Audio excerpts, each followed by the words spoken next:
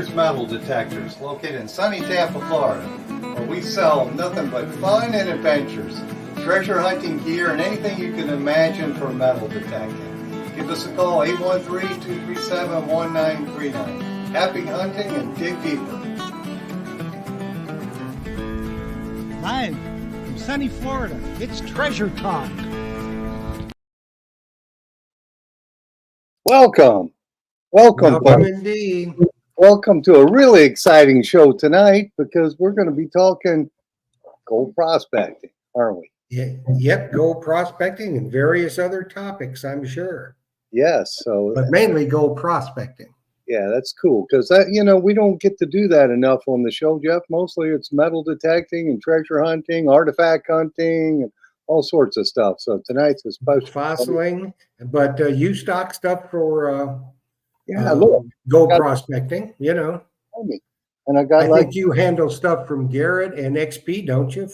Yes, I got if you can see behind me, I got a XP kit. I got two different kits from XP, and we stock some from Garrett. And I don't have any of the sluice boxes and all that kind of stuff. But not most people are going to be using the pans and stuff unless they're real hardcore. Yeah. But I mean, from what I understand, at Ohio Buckeye Gold, it's a family type thing. Yeah, so it's a good place to take your kids. Yes, I'm sure it is, and we're going to find out about that. But I guess we better do our housekeeping first, huh? Yes, indeed, we better. And, by the way. And people are probably noticing, no, I am not at home. I am on the road. We're in Fort Lauderdale. The Mumbles man's down here with me, and we've been trying to hunt. But it's difficult. Yeah. Is the beach there in Fort Lauderdale, is it nice and clean, or is it what's the story there? Well, it's semi-clean. You're always going to get the trash, but they've been pounding so much sand on it. Yeah. It's hard. Every time you take a step, you'll sink 6 to 8 inches, which is very hard. And I hate dry sanding anyway, but that makes it even worse. And even they put so much sand on the beaches, when you step into the water, you've still got 8 to 10 inches of sand out there. That makes it really hard to stand up, especially when there's a lot of undertow here. Right. And, if there's any surf at all. Now, we got very lucky yesterday on Sunday. It was good. We got both Mumbles and I got in the water about probably 1 o'clock, and we hunted till 5:30 in the water. So that's highly unusual. A lot of coins. We didn't find any jewelry, but it's so sanded in. So today, we didn't get to hunt as much. But we're going to try again tomorrow. But it is what it is, so you make the best of what you got. Right. Have a good time doing it. Hopefully you'll find some gold for sure. We hope so. I guess I better get started with the housekeeping real quick. As of course, today's show is brought to you by your friends at Myers Metal Detectors, where we sell fun and adventure. And of course, the views, thoughts, and opinions expressed here belong solely to the guest or member, not necessarily to Phil Myers, Jocelyn Myers, Myers Metal Detectors, or Jeff Monin. And the most important is the purpose of Treasure Talk is to promote the hobby of treasure hunting and metal detecting, treasure hunting in all forms, and to educate our members in a fun, informative manner. That's what we're going to do tonight. I think so, because it's a pretty interesting subject. A lot of people don't really know too much about it, but it's, like I said, it's something, you can take your kids out and there'd be nothing, finer than having your kid pan for some gold and find some gold, So from everything that I understand, and we're going to find out from the people there, that it's a top-notch facility, that you can camp there. They got a campground nearby, and very, very family friendly. So I think it'll be a good time to be had by all, and you could find a bunch of gold, and you get to learn and do something. Awesome. And before we get started with them, let me remind folks that if you're in the Tampa Bay area, tomorrow night is the West State Archaeological Society meeting.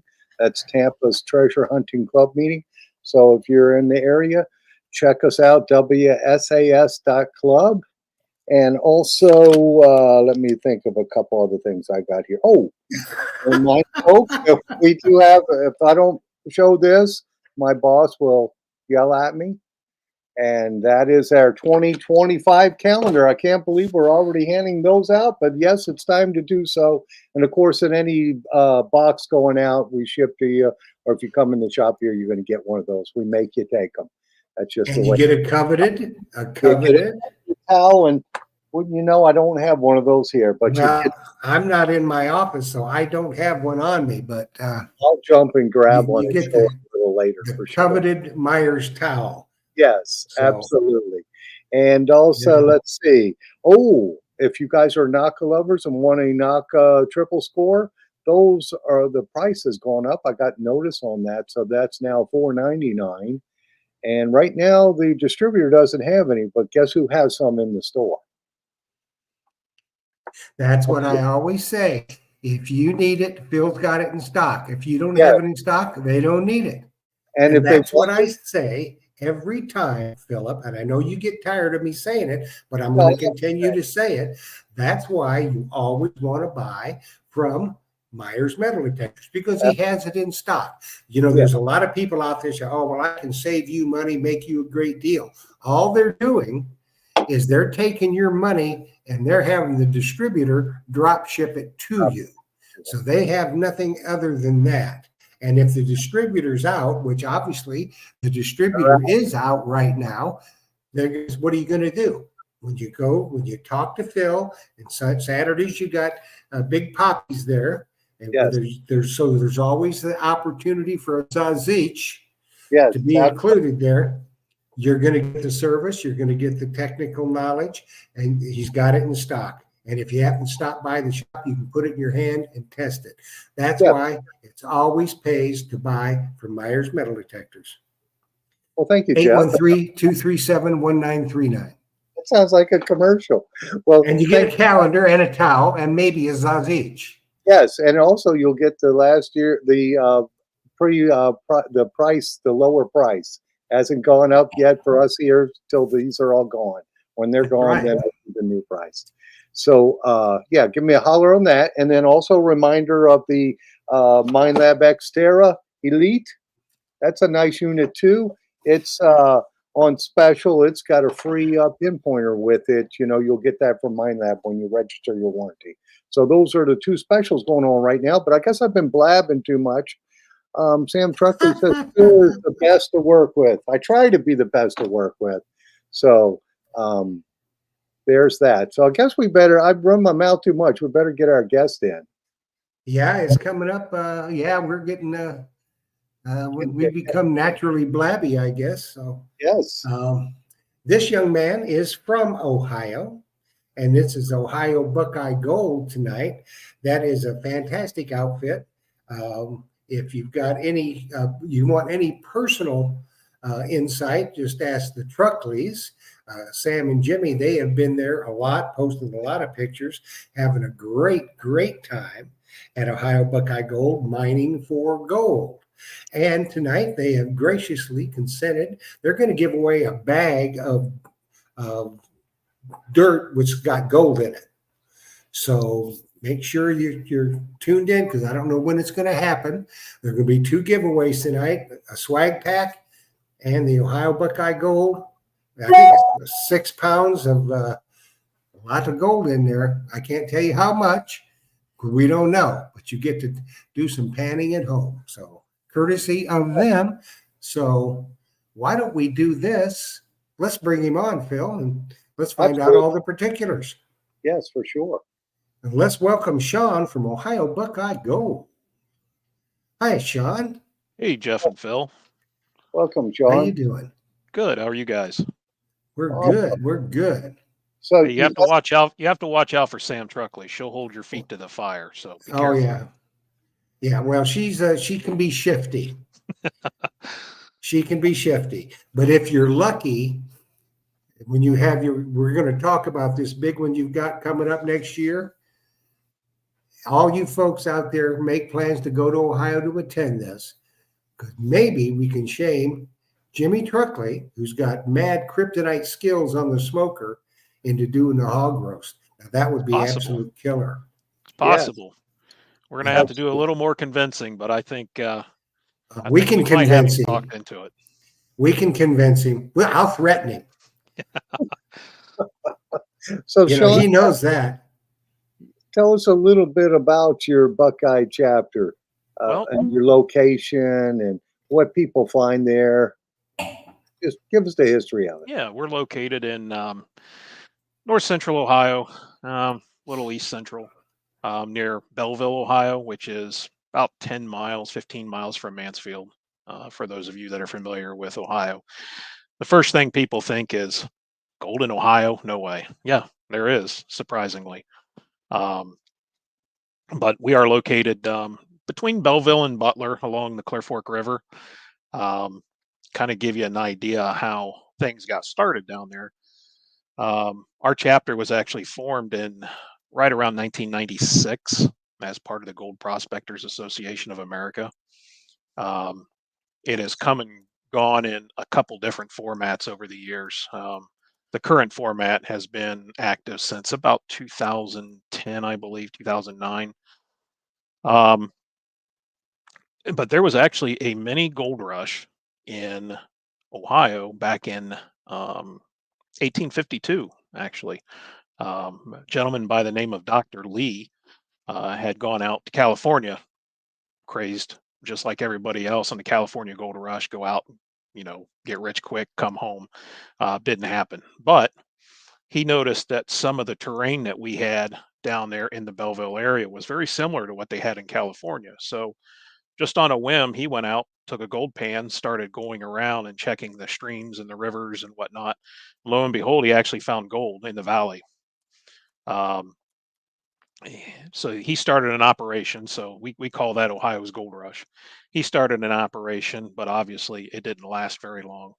Kind of went bottoms up and gave that up. But we're actually downstream. Our property is downstream from where that was. So the history goes all the way back. Fast forward to clock 1996, a little bit before that time. Little fable. Um, there is the picture. Um, for those of that may be interested, I'll give the website where you can see that picture later. But um, there were a couple of gentlemen, I believe, from the Michigan area that were down in an adjacent field stream to where our property is, and they actually found what is now known as the fabled potato nugget.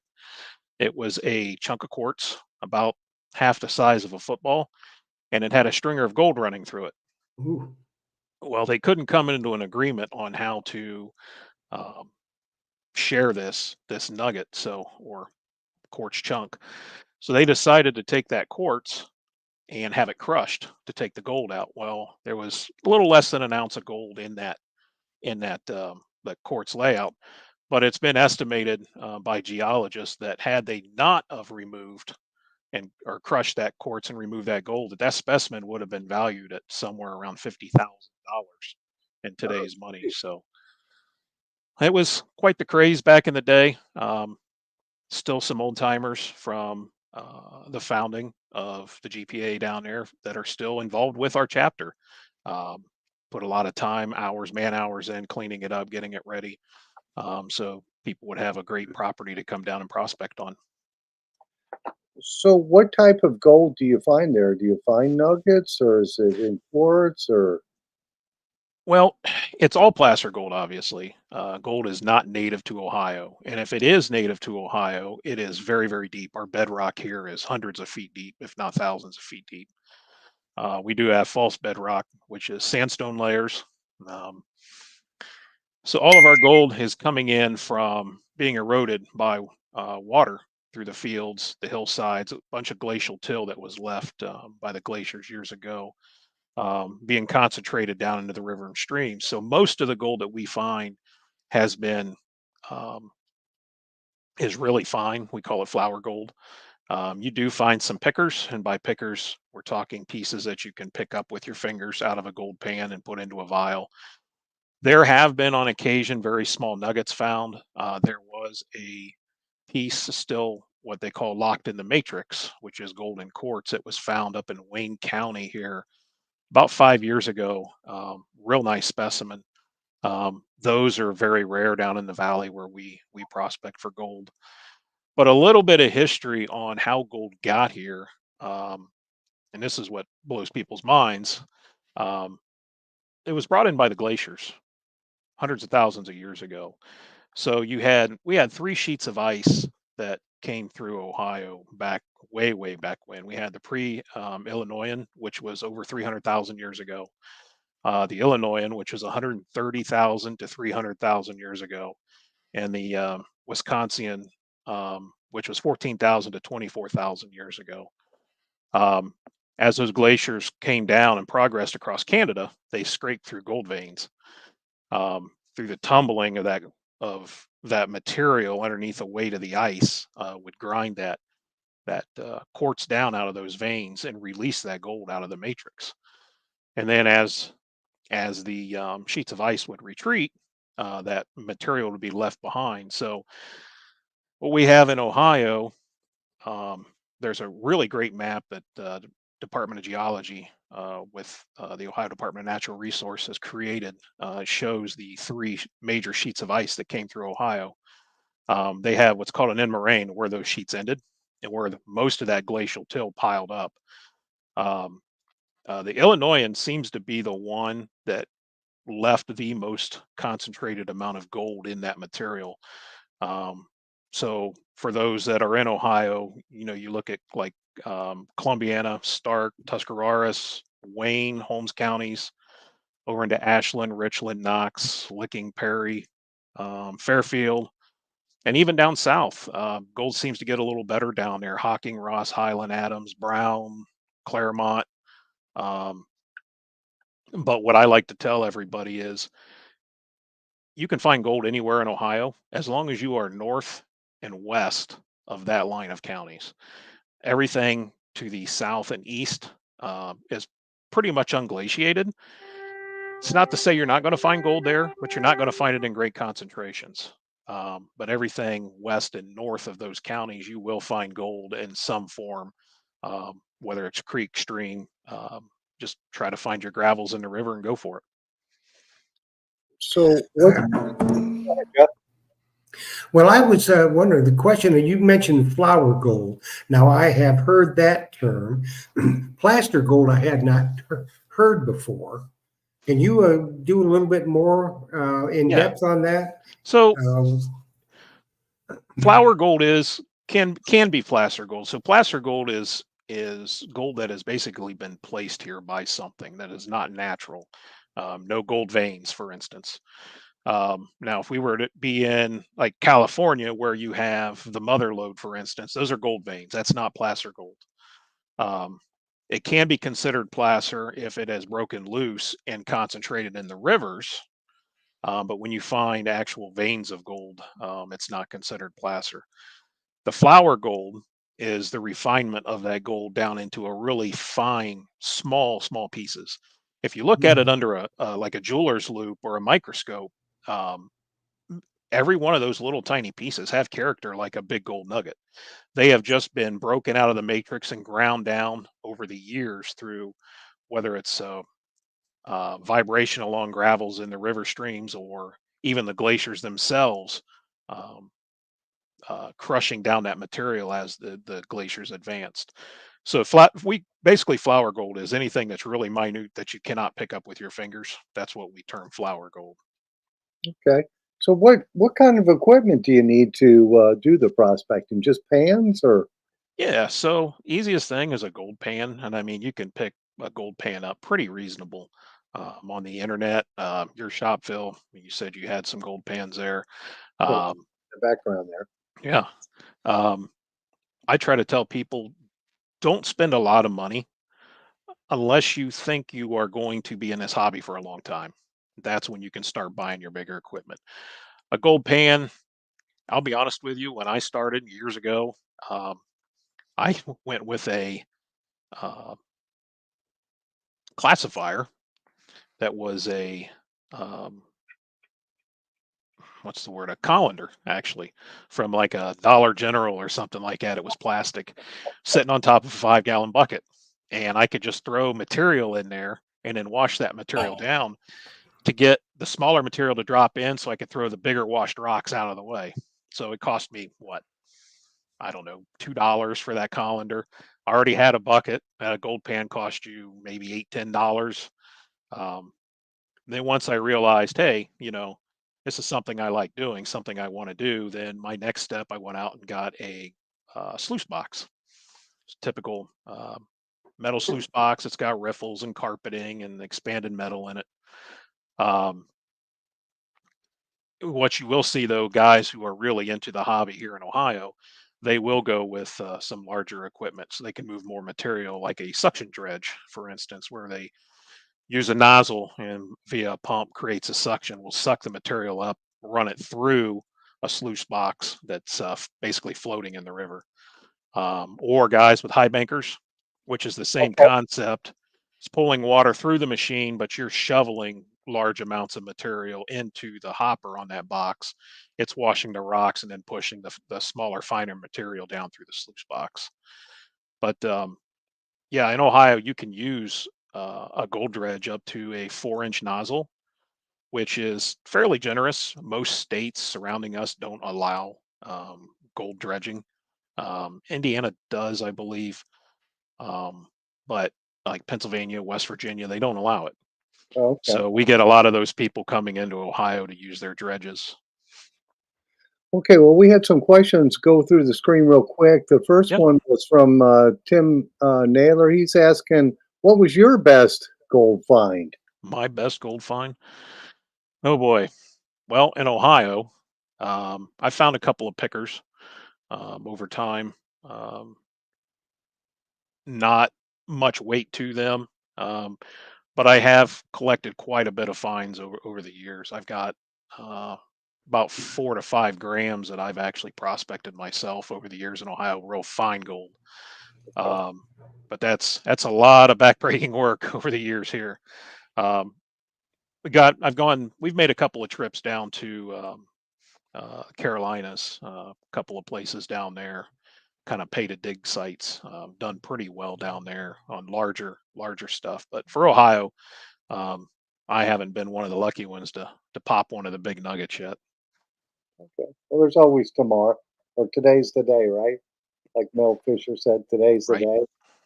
And it looks like we got another question from Dirty Paul's Detecting. Have you ever hunted for gold? Oh, anywhere other than Ohio? And you just answered that. You've Yeah, gone to North yeah. Carolina. North Carolina, a little bit in Virginia. I've been down to Georgia. Um, we had a trip planned out west that got canceled for we had a sickness in the family. Had to cancel our trip. We were actually going out to Colorado for a week. Um, I was out in California back in January, and the friend that I went out to visit, his wife's uncle actually has a gold claim out in California, but we didn't get to make that work out. I was really looking forward to that, but we're kind of projecting to go this next January or February to check that out. So we'll see what happens. And you do have, let's say it's your place up there is really good for families, correct? Oh yeah, absolutely. We are very family oriented. We uh, we had a gentleman years ago who he wanted to create a nice playground for the kids on our property. So he started raising funds on his own outside, and he wanted to go out and buy, you know, a big swing set, put in a bigger sandbox and whatnot for the kids. Um, Unfortunately, he passed away before he could get that done. But with the work of the family and our chapter, we've been able to create a kids area there.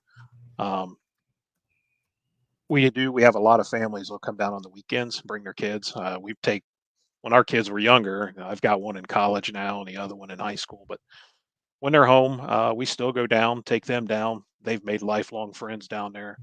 but yeah, it's very family oriented. We highly encourage it. Um, there's nothing better than getting your kids out in nature, out along the banks of the river or something like that, versus sitting at home playing video games or being on a cell phone all day long. There's a lot to learn. And you can, And there's camping area oh for yeah, those that so might want to camp. yes, so what we do, our chapter, um, we maintain the property for the GPAA. It's a lease by the GPA in California. Our chapter maintains it. So through the help of our volunteers at our of our chapter, mowing gets done on a regular basis. Um, we just had a crew come in and volunteer their time to clean out a bunch of underbrush and clean up the trees and stuff back through some of the camping area. Our chapter provides porta pots all year long down there on the property, and they're cleaned on a regular basis. So it's a great place to visit. It is primitive. We do have electric down there, but it's for our chapter use only. Um, um, no water, running water available. But it's a great place to go. But there are campgrounds, where they got hookups and stuff Oh yeah, near where they could still come, throughout the day and prospect for gold. oh yeah, absolutely. So there's a campground right at the end of the road, about a half mile away from us. Um, they they allow camping. There's a couple more just a little farther down the road. You can get in there and camp as well, and then come back if you need full hookup, if you want the water and the showers and the whole 9 yards, and then you can come back to the property and do your prospecting. Our the claim is actually broken into two halves. We have what's called the west side and the east side. The west side is the one that is maintained. We keep it mowed, like I said. The east side is natural. It's not maintained. You may get a member that'll go in there with a weed eater or a chainsaw or something and cut a bunch of stuff out, but for the most part, it's pretty natural. That side is really not family friendly. Um, there's a lot of areas that you're not going to walk through. It's so thick. You're actually going to get in the river and haul your gear down the river to get where you want to go or need to go. Um, but there's something available for everybody down there. So it'd be an adventure really for the family. It's kind of like going back in time, to the 1840s. That's basically what it's about, isn't it?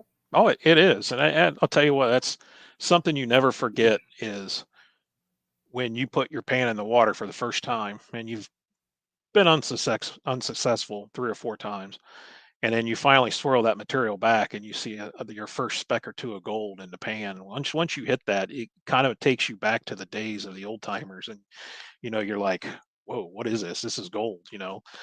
First person to ever see that piece of gold, which is pretty amazing.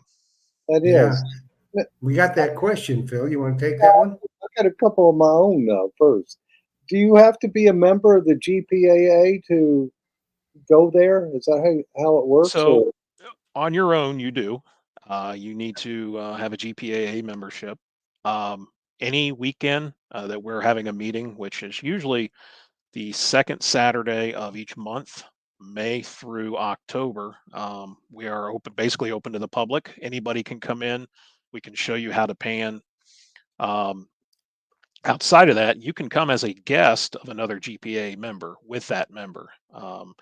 But you're kind of limited if you come as a guest. You can't use like a dredge or a high banker. You're stuck basically with a gold pan, but it's still a great way to come down and check out the property, learn how to prospect. Another aspect that we were just talking about the youth that I didn't bring up.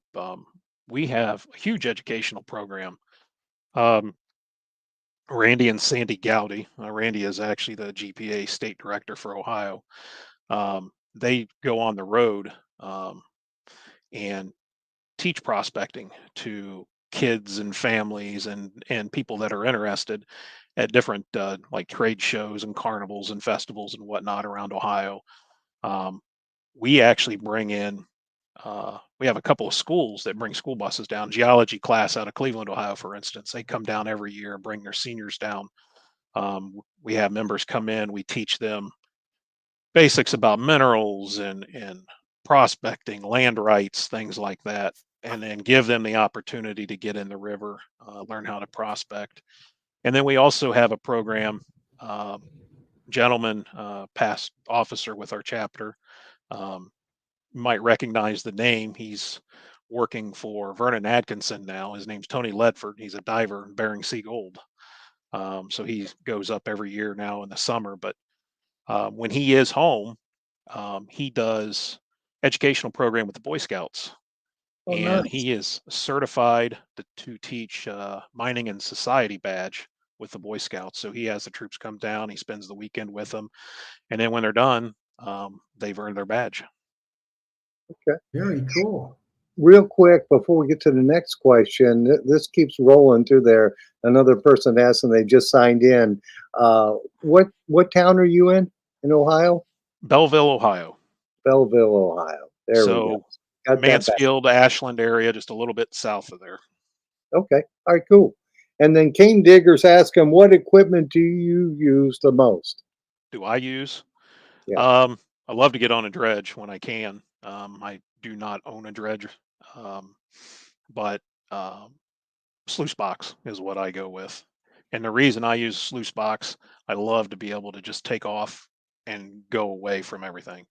I've got a couple creeks and streams around here that I have permission to be on the property that I can park my car off the side of the road. I can just take my sluice box, my gear and a bucket or whatever, backpack, and I can walk where I want to go. Drop that sluice box in, do some test panning, find some material that's holding gold, and then just start moving some material through the sluice box. Nice. Now, a dredge, is that either electric or gas powered for a dredge, you said? They're usually gas powered to Okay. create enough suction to lift that material off of the riverbed. Okay. Well, that's good. So you said there was a limit on the size of the dredge you can use there. You Yeah. know, So that's your nozzle, your suction nozzle on the end of the dredge, 4-inch diameter, cannot be any larger than that in the state of Ohio. Um, there is another private club in Ohio, the Ohio State Prospectors Association. Most of them are GPA members too. They just have their own private leases. They have their own set of restrictions outside of what the state says because it's their private lease, which a couple of their properties that they have or have had over the years are very small streams. So if you put a 4-inch dredge in that small stream, two guys could clean that stream up in a week and it'd be over. So they'll have like a 2-inch limit or something like that. But statewide, if you are on public land or on a GPAA property, um, the rule is 4-inch suction dredge. Yeah, no, but most of the people probably use pans. Yeah, Right? yeah. If We the see a lot family of was in that. it. Absolutely, yeah. The families, especially the newbies that come down, um, and there's quite a few of us down there. I mean, if um, a family comes up and they want to learn, like, hey, what is that thing floating in the river? Most of our members will say, hey, come on in, come on in the river, and they'll put the parents or even the older kids on the nozzle of that suction dredge and let them go hands on and learn how to do it. It's a neat experience, like I said, seeing those kids Yeah, find their first gold.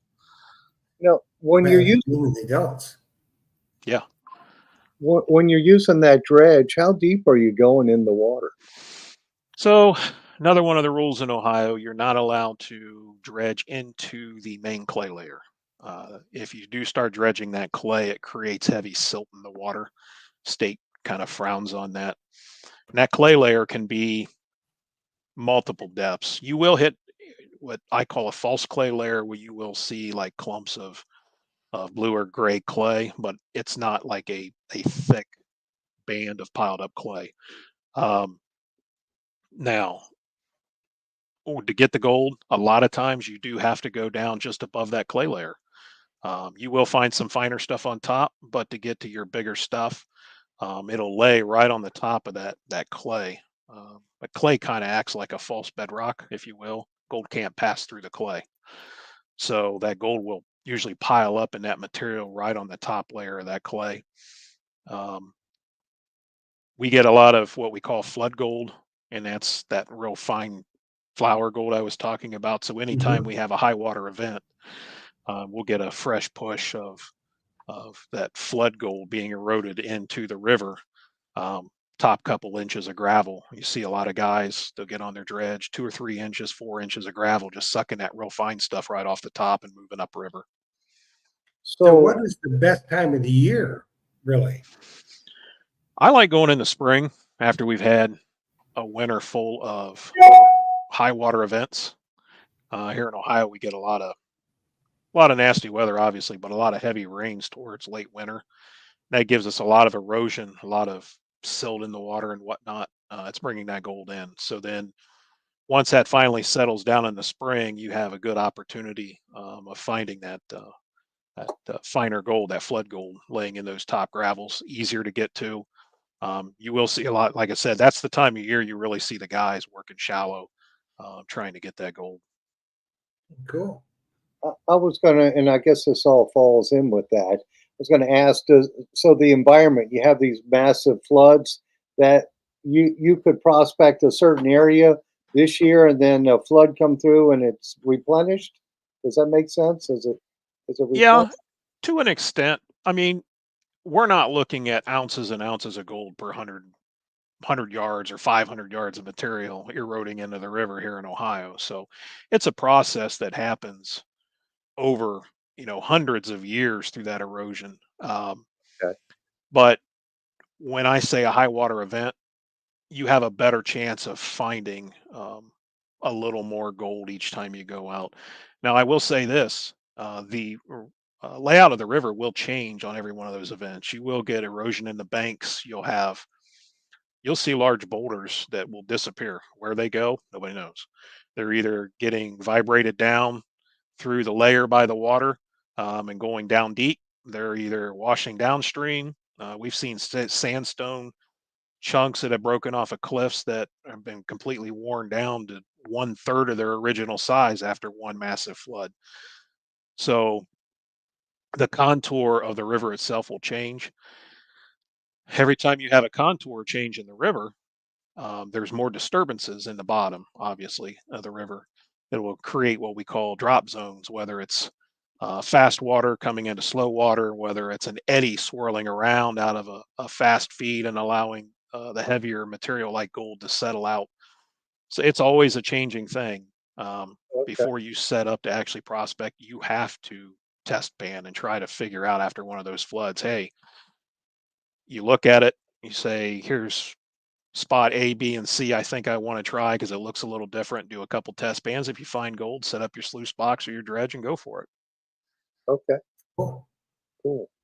Yeah, I see you got that question there from Tim Naylor, and it's also from Tim Anderson is asking the same exact question. How much does a GPA membership cost, and what benefits do you get from it? So GPAA just raised their prices. I want to say a month ago.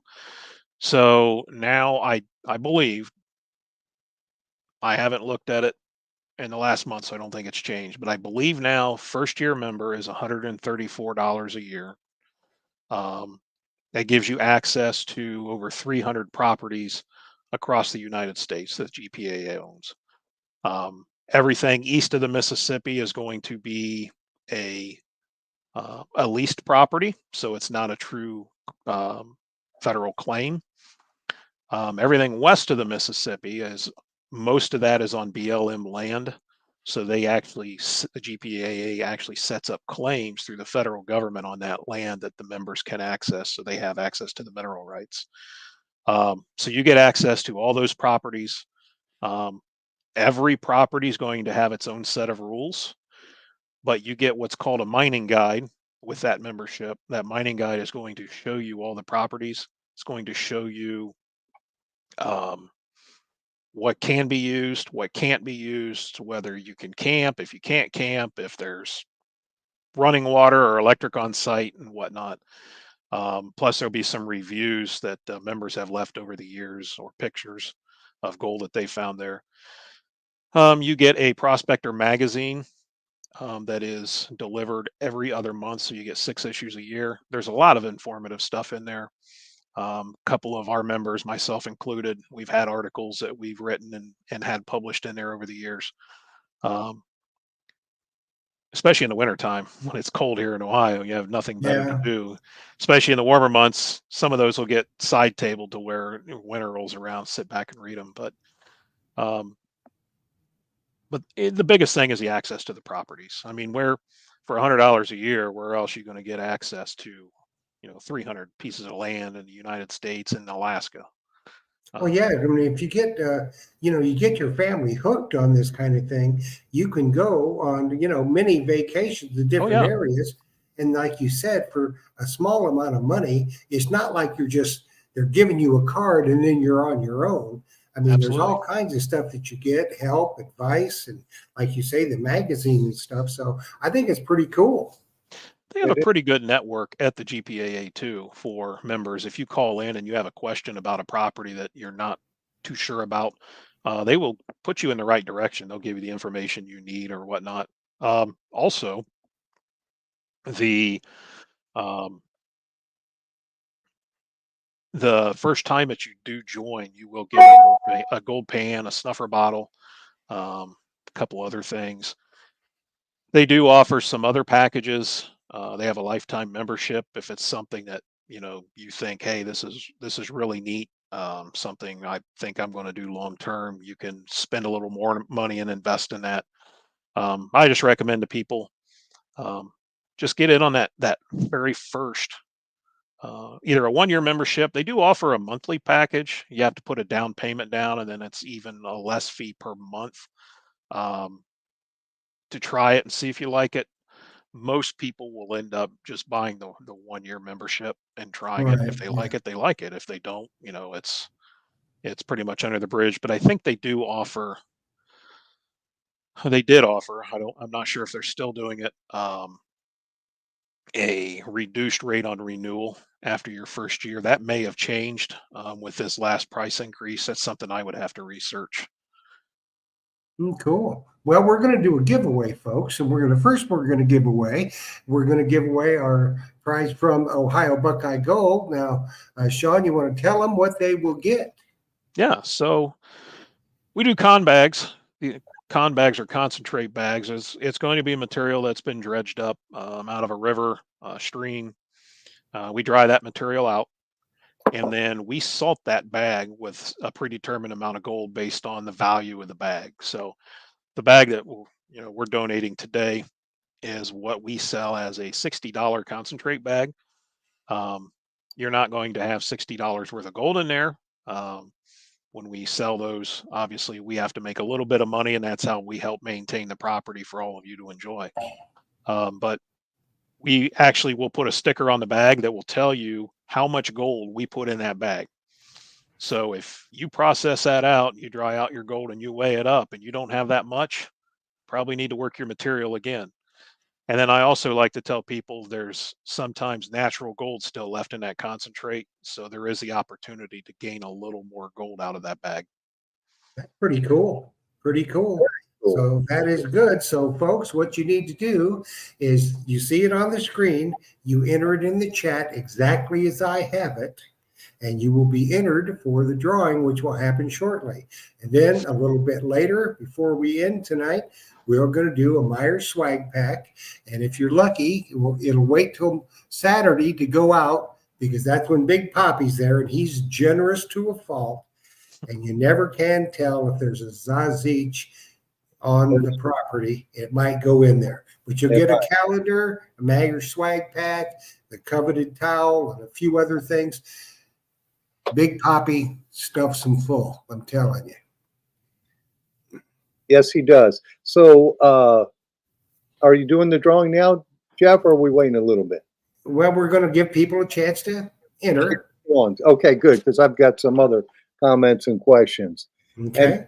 I just looked on my phone to see what gold was at, and it looked like it said $2,610 an ounce. It was pushing 2,600 the last time I checked. So Yeah. So my question is, has that made uh, your Buckeye chapter larger? When gold goes up, is there any correlation between how many people you have come out to don't do it? really don't really see that kind of increase. I think what you do see are we will get members or not members, but people that are more interested because of the price of gold. They want to come out and they're like, "Huh, I wonder how you can get gold or whatnot." And they will come out to our meetings. We are seeing a little bit of an uptick on that, but not so much in terms of memberships for the property this year. Yeah, Well, maybe that'll change. It's I think that possible. would change because when you have a chance of finding even a small amount when the price is that high, I Oh know with yeah, metal detecting, I think we've noticed a difference, haven't we, Jeff, in the number Oh, of people who wear gold rings now are wearing stainless and titanium because and the price is tungsten. so high. right. Yeah, You hear Yeah. a lot of prospectors nationwide. They always joke around that they want to at least be able to pay for their tank of gas that they burn on their dredge or whatnot prospecting. Right now, it doesn't take a lot of gold to pay for that gas going into the dredge. So No, it sure doesn't. So why don't you say let's do a drawing, Phil, shall we? let's do it. All Absolutely. righty, let's get this going and everybody ready? So here we go, around and around and around we go. And let's see who is going to win a bunch Back of of, gold. yeah, back gold. Jerry Purdy, you are the man all that has right. won the gold. And it will be, you need to send your name, address, and phone number to, let me put the email up there for you, treasuretalkshow@gmail.com. Your name, address, and phone number. We will get it to Ohio Buckeye Gold, and they will get your prize out to you. And good luck. And I hope you strike it rich. Congratulations, Jerry. If you can leave a comment, just curious, have you gold prospected before? Have you ever panned for gold? Let us know. Yes, definitely. But that's exciting. I tell you what, I'd like to get me a bunch of gold, Phil. Yeah, I think it'd be I fun. haven't found any this week so far. Well, I did find a chain that was gold colored, and I But thought, well, this could be good. As it turns out, it was from Claire's. Everybody knows where Claire's is in the okay, mall. in the mall. You need So, to move about 600 miles north right now from the way it looks. Carolina's getting Yeah, bashed in right now. yeah. so, Well, we're so down in Fort Lauderdale, so I was going to ask Sean on someone who's been doing this a while. What could they expect to get in an 8-hour period? How much gold would an average person get? Um, it really depends on where you're at. Like I said, Southern Ohio, when you move down there, you do get a little chunkier gold. If you get into a good area, I mean, you might pay for that tank of gas dredging. Um, but it's more hobby prospecting.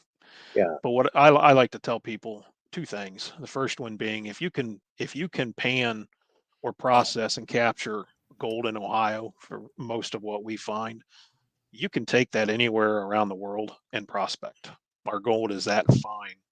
Um, and number two, one of the things that we like to say with our chapter, sometimes the gold isn't what you find in the stream as much as it is what you find around the fire in the evening with friends along the stream bank. oh, yeah, same So, thing with metal detecting, isn't it, Phil?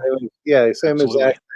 absolutely. The treasure is the friends you meet along the way, for sure. Yeah. Well, like you say, Sean, it's the family time, and if your child finds just a few specks of gold, I mean, they're over the moon.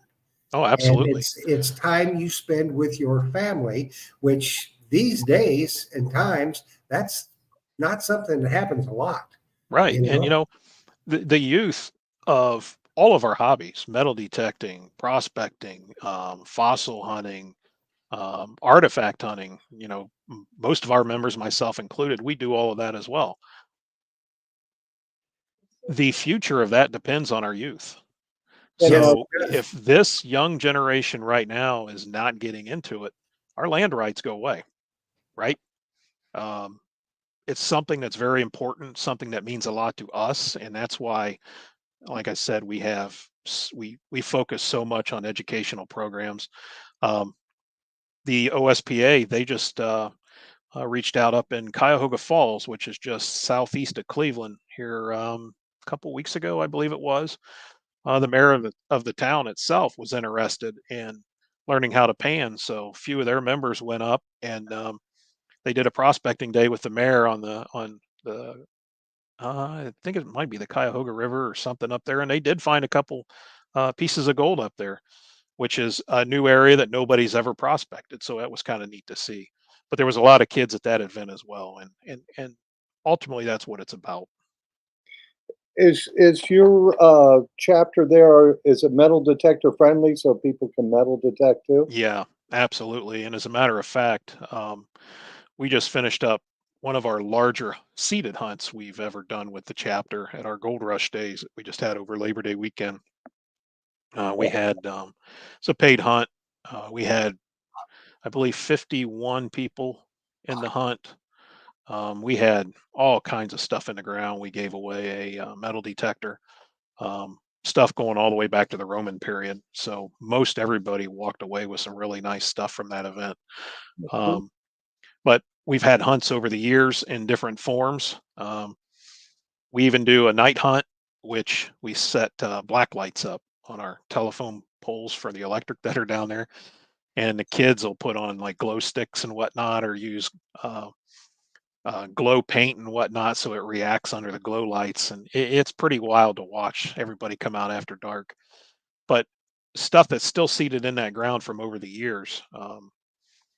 People still find stuff. You still find silver that we put in the ground from 10 years ago. So yeah, absolutely. You visit the property, bring your metal detector, and have at it. Oh, cool. Yeah. So every year you do a hunt there then? Yeah, in one form or another. Like I said, we've been doing night hunts. We had a lot of requests to go back to the day hunt. We haven't done one in quite a while. Went really well. We got a lot of good feedback on it. We're still collecting some feedback through a feedback form from people that attended. So um, we're looking to possibly do a night hunt and a day hunt throughout our events next year. We do two large events a year outside of our meetings, one in June, which we call our fossick. Fossicking is the Australian term or style of panning in Australia. So it's kind of Australian themed. And then in Labor Day weekend of every year is our big one, our Ohio Gold Rush Days. We play host to anywhere from 800 to 1,500 people, depending on the year. This year was a little down. The weather had been really hot. Um, Times were a little hard for some people. So we still had a really good turnout. Um, we did the day hunt at that event. So we'll see what happens in the future. Always looking for new people to come in for the hunts and see if we can make them bigger. We do have potential access to a much larger hunt field across the drive from our property. So that might be something in the future if we decide to go really big with it. We'll be able to utilize that piece of land and have more people enter. Yeah, I think it will grow with the price of gold if it keeps going up. If the economy keeps kind of stalling, I think the price is going to continue to go up, Oh yeah, absolutely. and more people will be brought into the hobby. Myself, that's just my personal feeling. But I guess you want to do another drawing, huh, Jeff? Yep. All righty. So, are you ready to do it now? You telling the folks about it? Now there's they can enter. They can enter. So all they got to do is put the hashtag swag, and we're doing. Oh, you must have already done it. There we go. I see a whole ton of people. Absolutely. Yeah, that's just rolling along.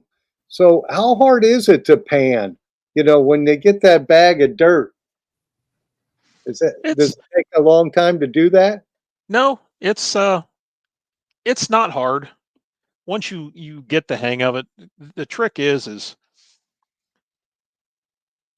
getting the right feel after you process most of your material off to swirl the water. So basically, what you're doing is you're creating movement with water in that material, um, to allow the heavy materials, the gold, the black sand, if there's any lead in there, all of that to drop to the bottom of the pan.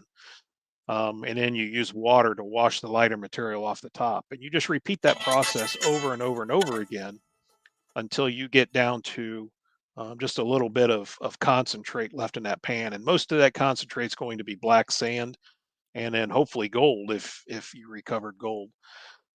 The hardest part is learning how to swirl the water in the pan to pull that black sand away from the gold without pulling your gold with the black sand. Um, but we have like a lot of our demos and stuff that we do. We'll have kids come up and they have no clue what they're doing. We'll help them through one pan, and second pan they're already doing it. So it's something that anybody can pick up. Um, and metal pie pans, believe it or not, I've seen people use a metal pie pan to pan for gold, pan concentrates out. Hmm. When we were talking earlier about no money involved, there you go. Yeah, that's pretty inexpensive, a Yeah, metal pop can for sure. But if it gets you started and gets you in the hobby and you learn something, absolutely. that's awesome. So we ready to Okay. do it, Jeff? Yep, let's do it. All righty.